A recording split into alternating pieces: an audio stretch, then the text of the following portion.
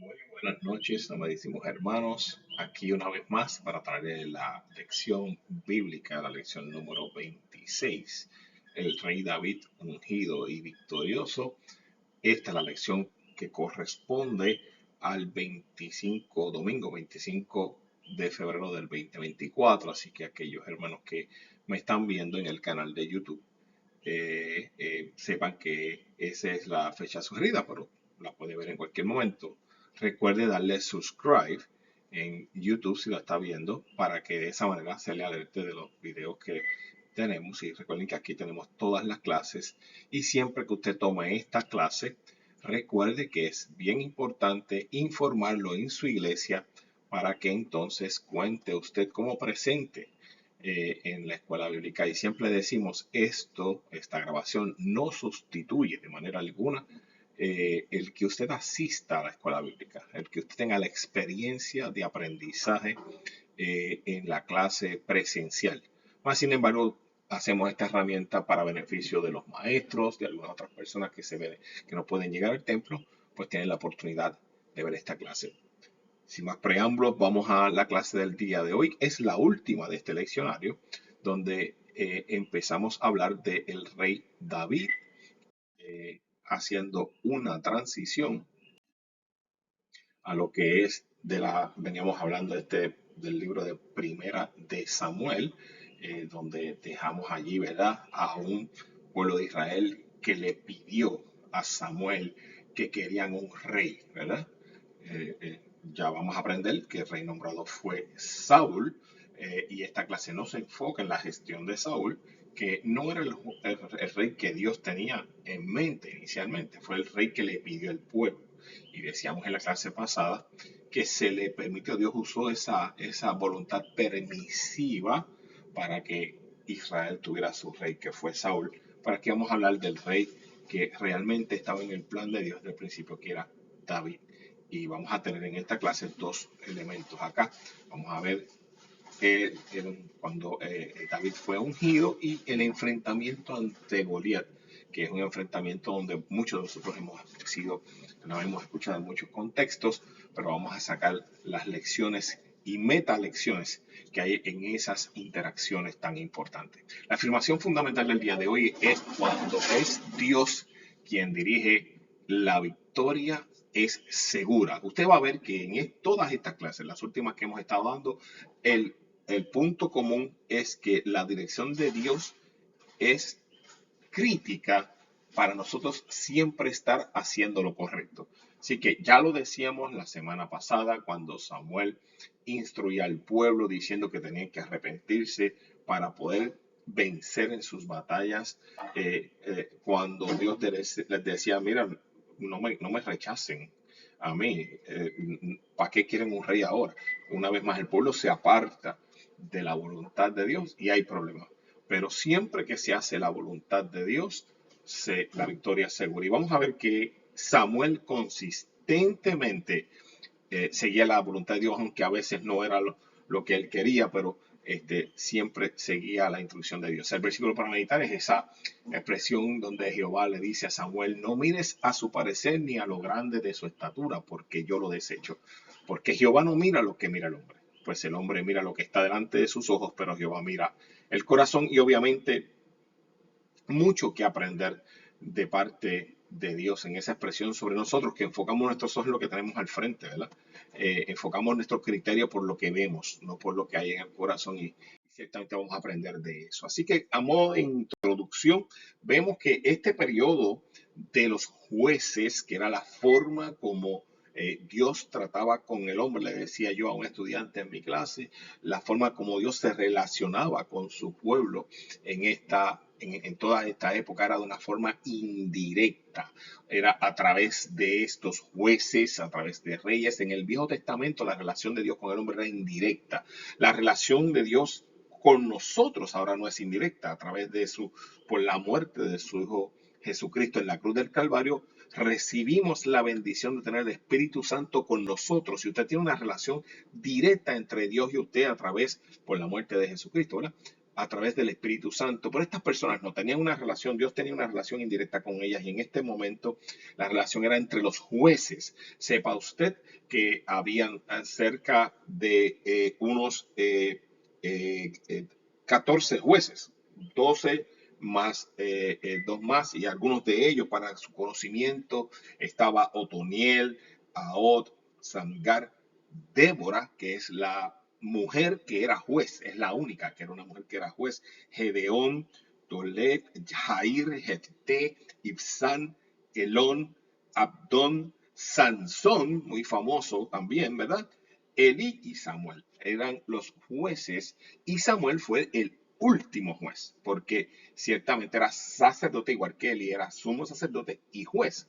Y fue el último juez porque después de Samuel vino el rey Saúl, que fue el rey que el pueblo pidió a Dios y Dios le permitió tenerlo, y luego vino pues David y por ahí siguieron los reyes, ¿no? Así que ciertamente, como digo siempre, vamos a ver cómo se da esta dinámica en esta dispensación y vamos a hablar inmediatamente de la situación en la que se ve Samuel. Los jueces reinaron por cerca de 400 años.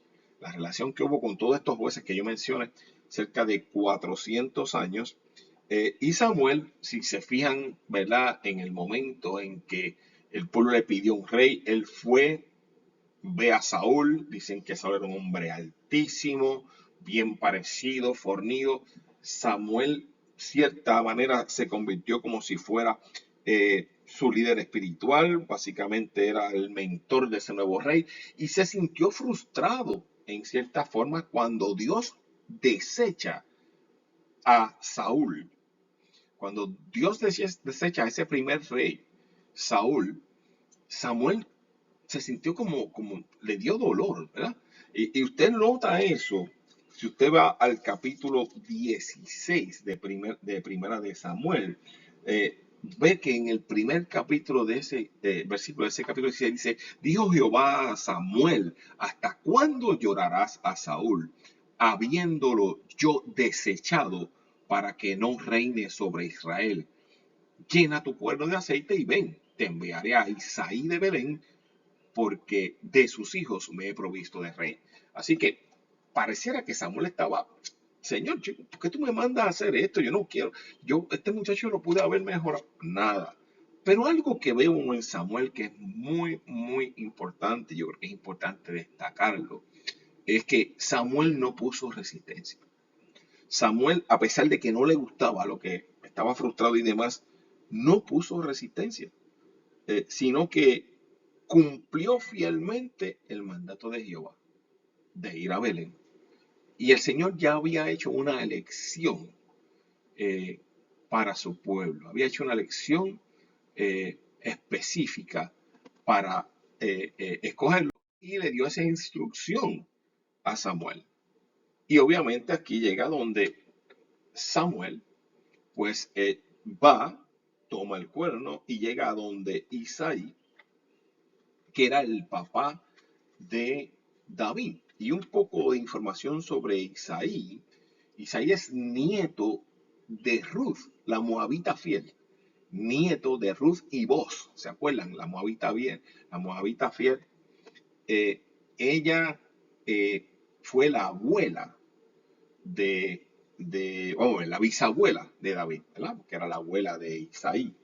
Isaí tuvo 8 hijos, ¿verdad? De los cuales David era uno de ellos. Vamos a hablar de algunos de ellos también. Y desde el punto de vista de él, de Isaí, no se menciona mucho de él. Inclusive hasta el rey Saúl lo menospreciaba. Dijo, Isaí era porque tenía un rebaño de ovejas. No era una persona tan importante, no era una persona de abolengo. Nada que ver.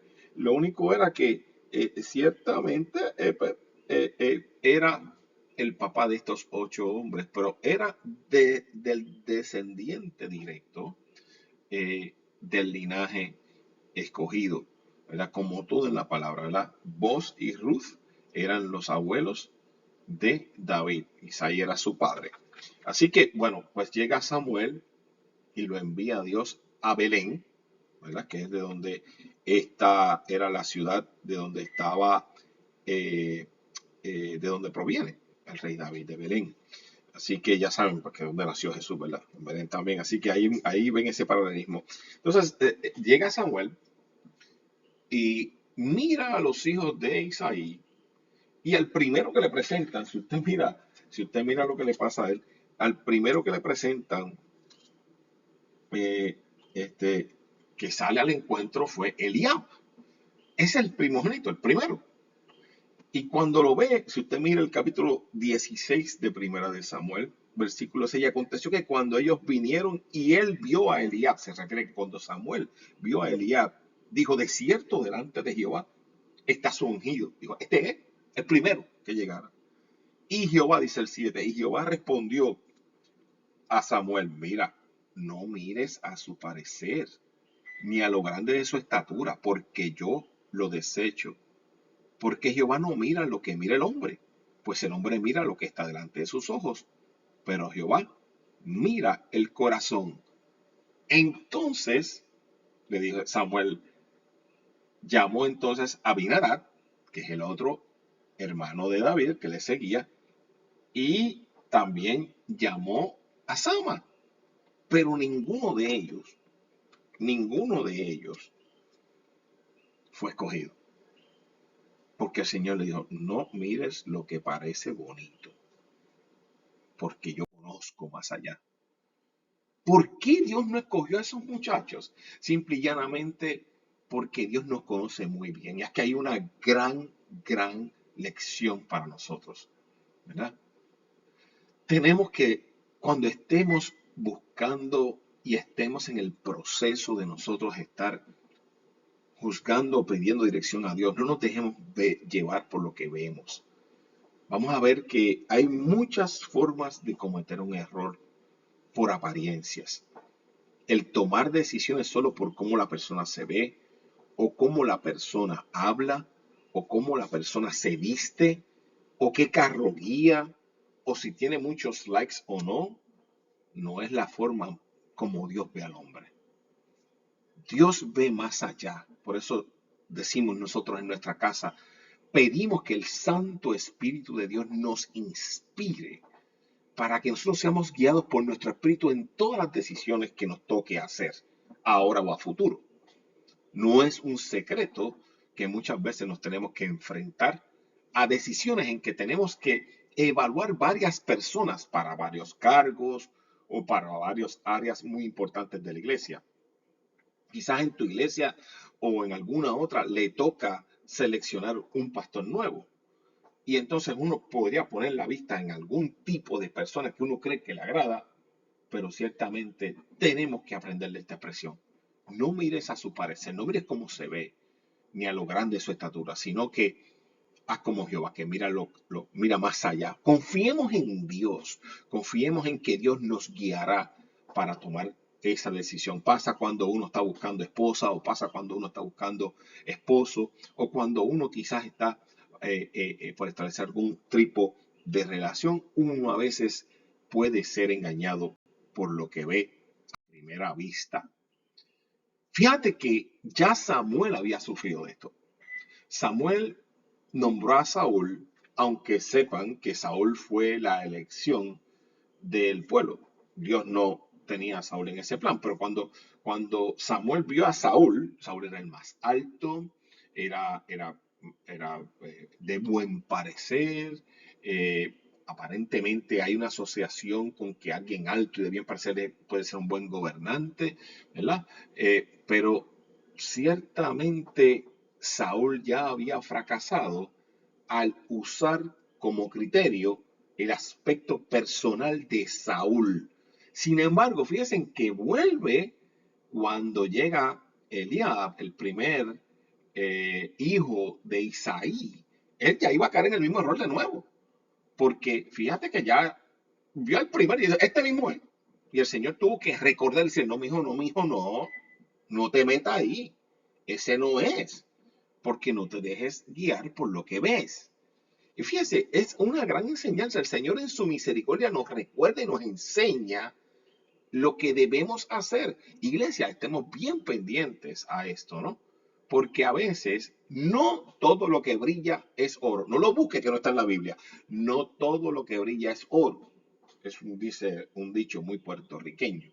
Pero es que en realidad a veces sufrimos de eso. Así que Dios le instruye a Samuel y le da ese consejo de Jehová no mira lo que mira el hombre. Jehová mira el corazón. Dios es certero en su mirar, va más allá de lo exterior. A Dios no lo impresionan los guapos o los elegantes o las hermosas doncellas, mucho menos los que hablan lindo.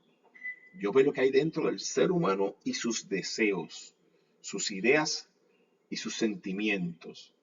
Así que Samuel le pregunta a Isaí, oye, ¿tú no tienes más hijos? ¿Qué pasó aquí? Yo vi a todo el mundo.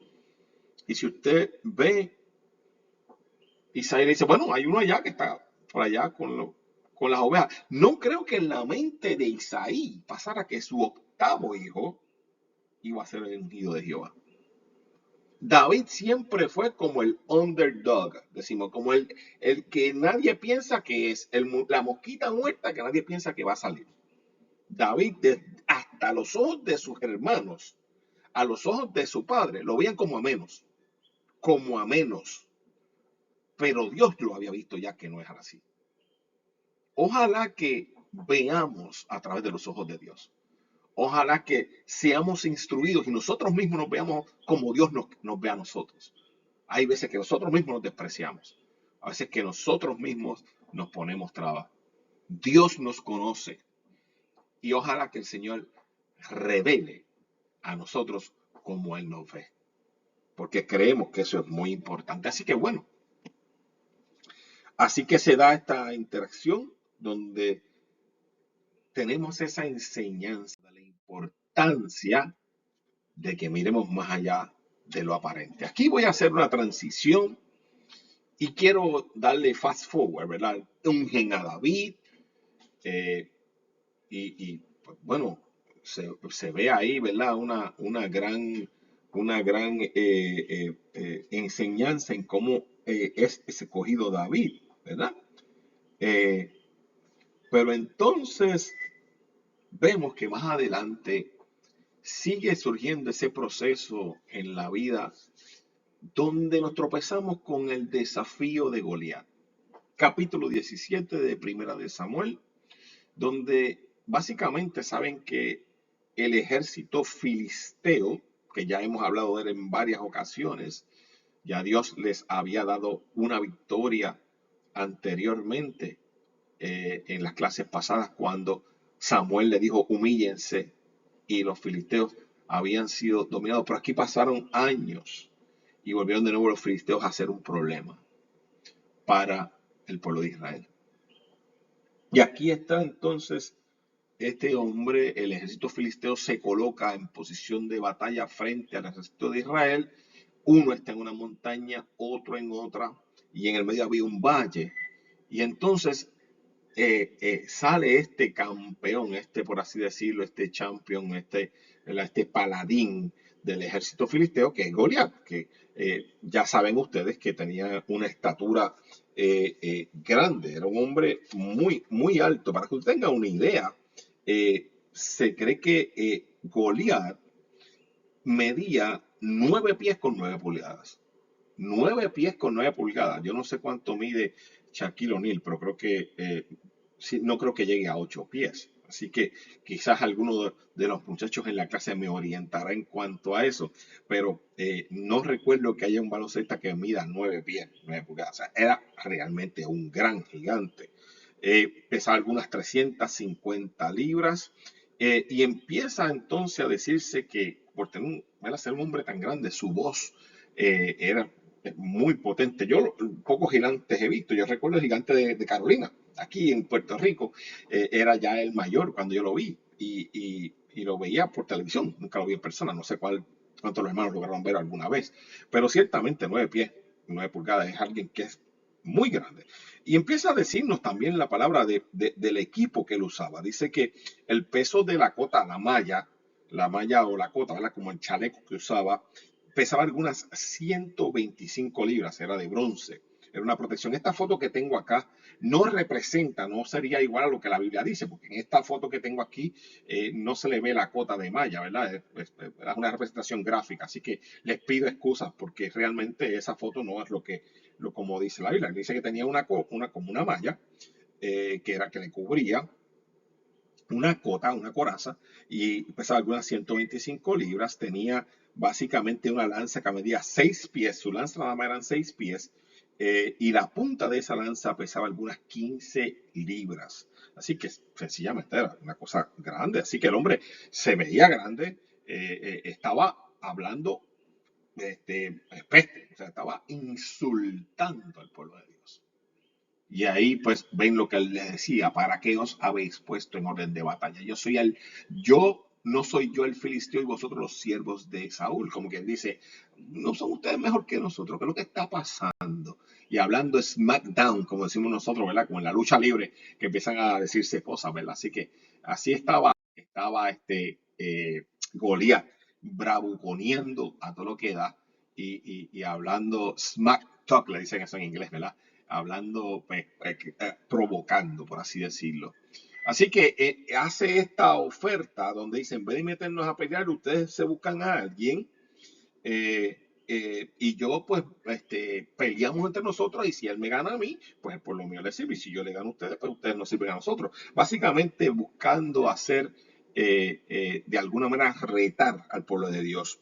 Así que lo interesante de esto es que él lo hacía blasfemando y burlándose de Dios, blasfemándose del pueblo de Dios, ¿verdad? Y fíjense que Goliat en esta actitud,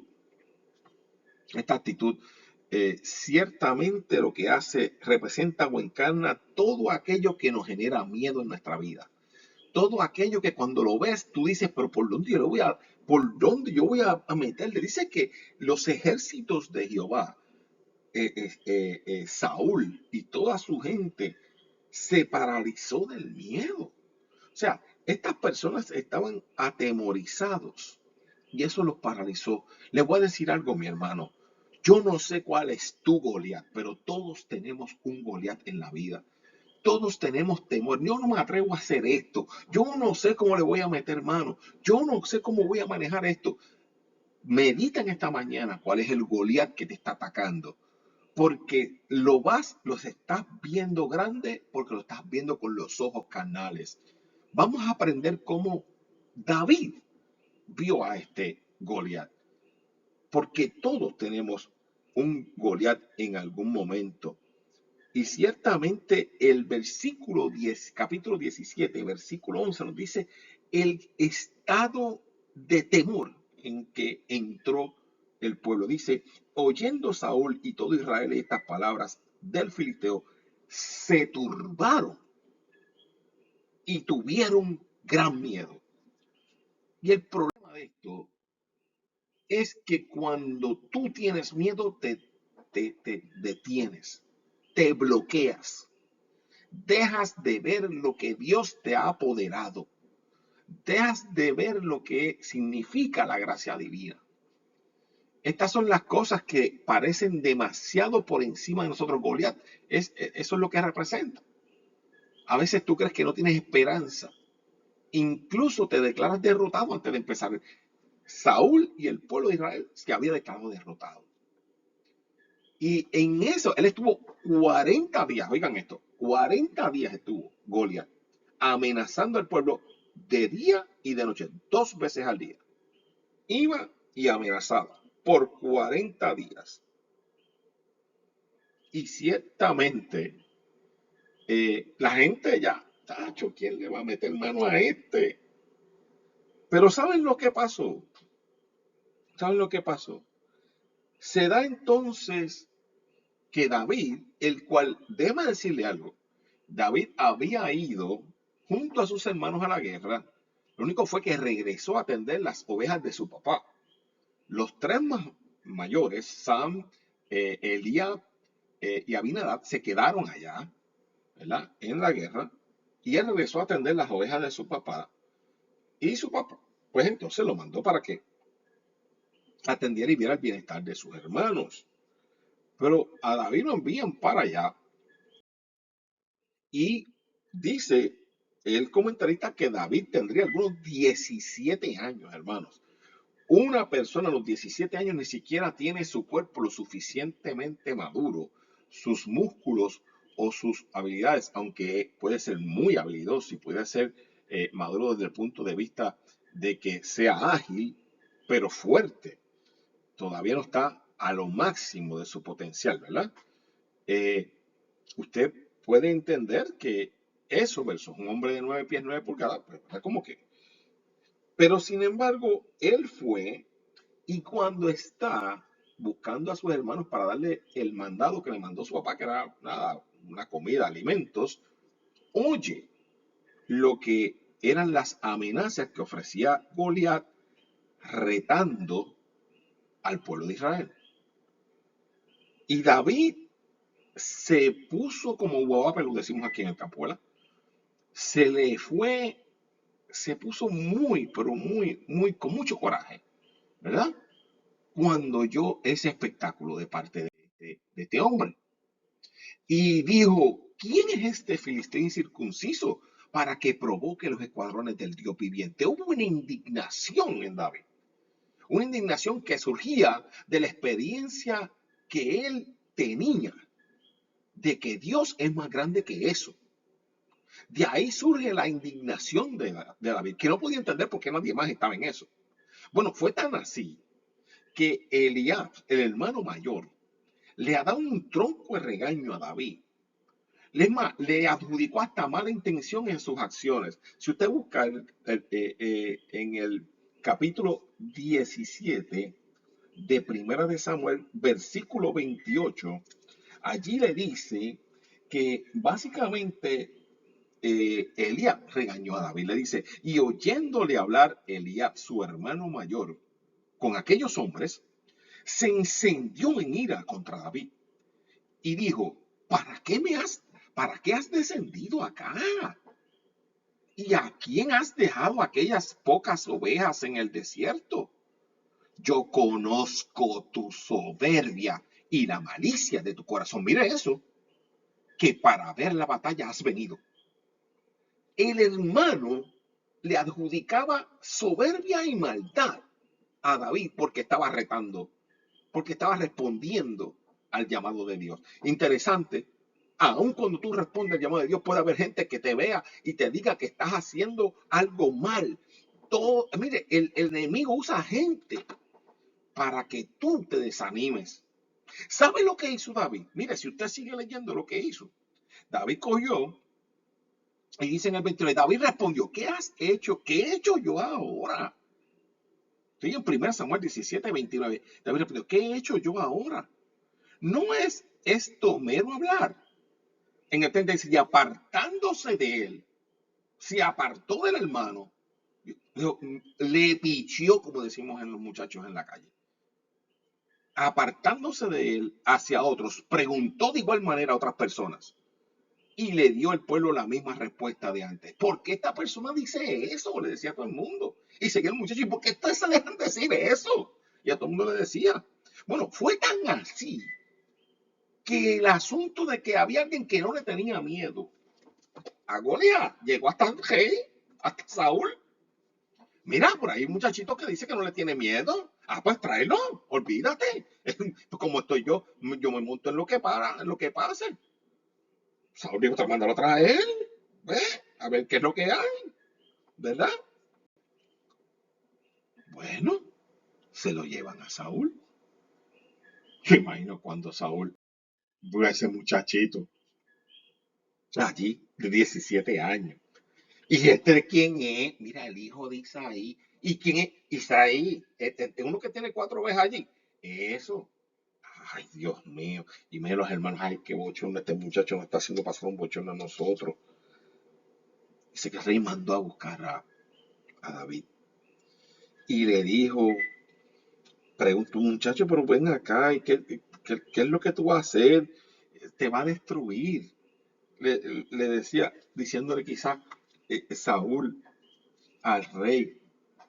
Y fíjense que se da una interacción ahí donde eh, le dicen el 33.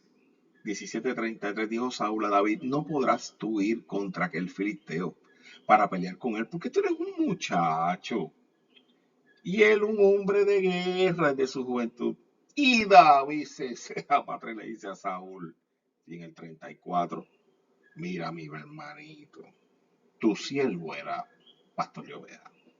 Sí, pero con actitud, hermano, eso dijo. Tu siervo era pastor de ovejas.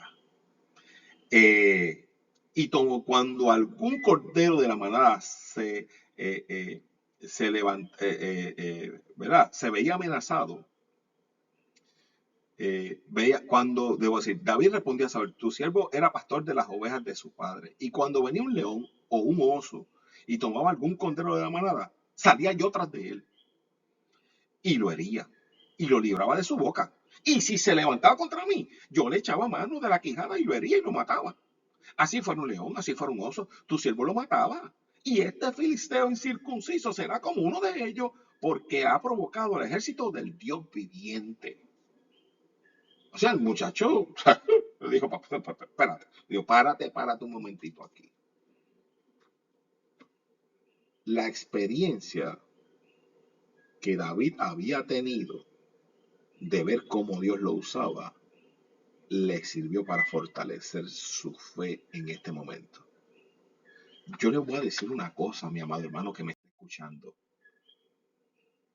Cuando tú aprendes a entender lo que Dios ha hecho por ti y tú aprecias cómo Dios te ha librado de las situaciones previas en tu vida, ese testimonio, esa seguridad de cómo Dios me ha librado te proyecta a meterle el pecho a lo que sea.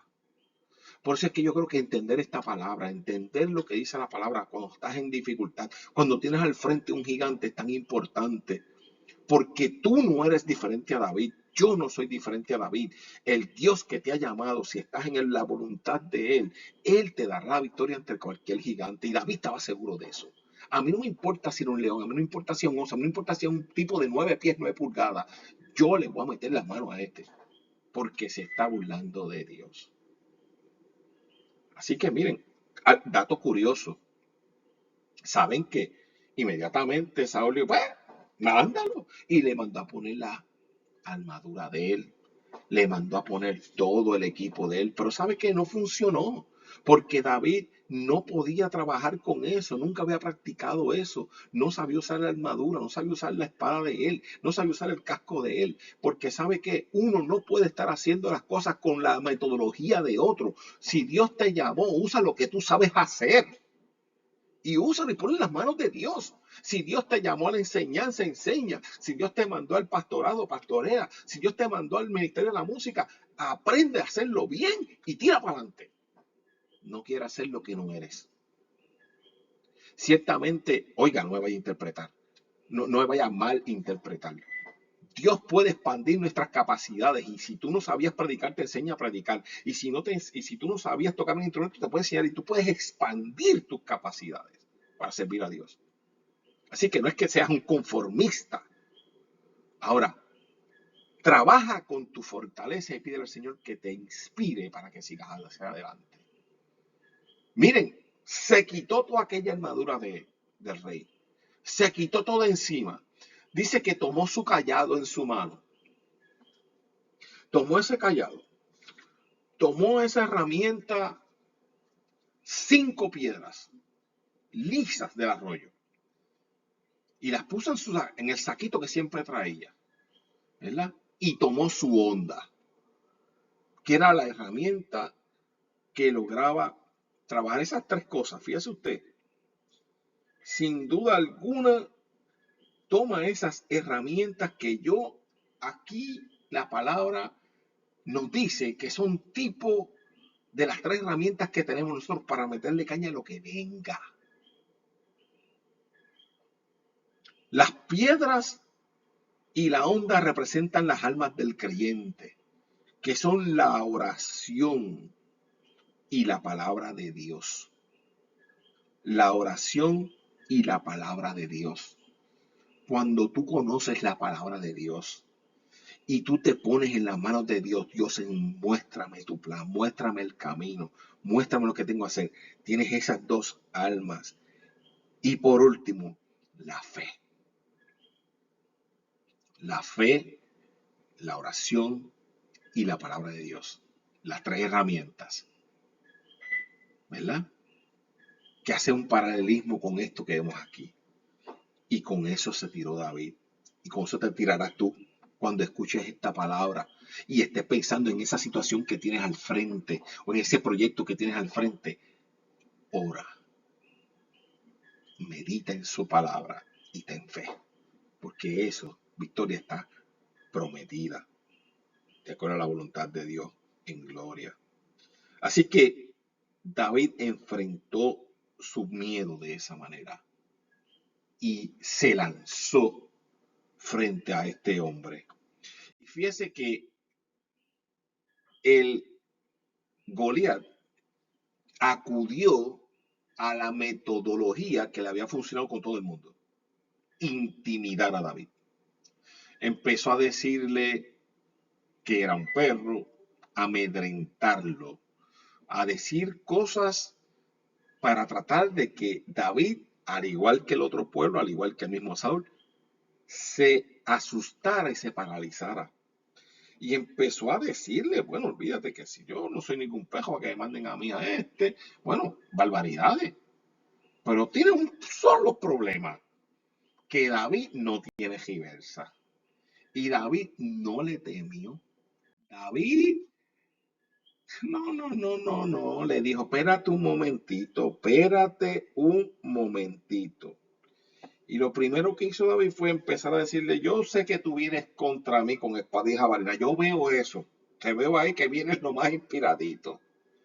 Pero inmediatamente transfiere el ataque de Goliat. Dice, tú no estás hablando contra mí, es contra el Dios de los cielos.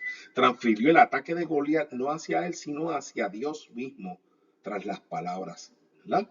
Y luego viene y le dice, mira, además te voy a decir lo que te va a pasar, ¿verdad? Y le dice, mira, por haber hecho esto, te voy a matar y voy a dar de tu cuerpo. Mira, te voy a pelar, ¿verdad? Para no ir en el detalle. Y así fue que pasó. Mire, y cuando el gigante venía para el frente, cuando él venía a dar el primer paso, ya tenía la piedra metida en la cabeza. Mira, analizando lo que dice el texto, la piedra le dio en la cabeza a Goliat y lo tumbó, y aunque dice que cayó al piso muerto, aparentemente no estaba del todo muerto, porque la misma Biblia dice que después, cuando le cortó la cabeza para terminar de matarlo, usted puede leer el texto, así es. O sea, la primera piedra lo que hizo fue imposibilitarlo. Y después vino detrás David y le cortó la cabeza y ahí lo acabó de matar. Así que, fíjese, dice en el 51, el capítulo 17, 1 Samuel 17, dice, y entonces corrió David y se puso sobre el filisteo. Bueno, le voy a decir un poquito antes. En el 49, y metiendo David su mano en la bolsa, tomó de allí una piedra y la tiró con la honda e hirió al filisteo en la frente. Y la piedra quedó clavada en la frente y cayó sobre su rostro en tierra. Aquí no dice que todavía que estaba muerto. En el 50 dice, así venció David al filisteo con la honda y piedra e hirió al filisteo y lo mató, sin tener David espada en su mano. Pero fíjense lo que dice después en el 51. Entonces corrió David y se puso sobre el filisteo, y tomando la espada de él y sacándola de su vaina, lo acabó de matar. O sea, mire, del primer cantazo nada más, lo tiró. David sabía el punto débil de su enemigo, y el punto débil de su enemigo era su ego, el que lo menospreció, el que no. David sabía exactamente, tenía las habilidades correctas para tirar la piedra en el lugar correcto. No inventó, lo tenía planificado desde el principio. Cogió 5 piedras porque tenemos que ser precavidos, pero con una nada más lo resolvió. Con una. Pero como toda persona prudente, no se fue con una, se fue con 5. Y yo creo que eso es una gran enseñanza. La seguridad de David, el temple de David, la babilla, como decimos nosotros muchachos en la calle, la babilla de David era digna de inspirarnos a nosotros en este día. Él no dejó que el miedo lo venciera. Él se refugió en lo que Dios le había mostrado antes. Él se refugió en lo que realmente es importante. Mi Dios es más grande que mis gigantes. Y esa es la actitud que debemos tener. Nosotros debemos tener una actitud de victoria porque Dios es un Dios de victoria. No hay nada allá afuera que pueda ser más grande que Dios. Y lo que este ciclo de clases nos ha enseñado, ¿verdad? Todo este tiempo que hemos estado estudiando el libro de Primera de Samuel, nos ha enseñado que cuando tú te pones en el plan de Dios, como lo hizo Samuel, estuvimos hablando la mayor parte del tiempo sobre Samuel, dedicado en el templo, creció a pesar de ser rodeado por gente que hacía las cosas malas, él nunca lo hizo. Siempre siguió la instrucción de Dios. Samuel fue un gran juez, fue un gran sacerdote, porque fue sensible a la voz de Dios.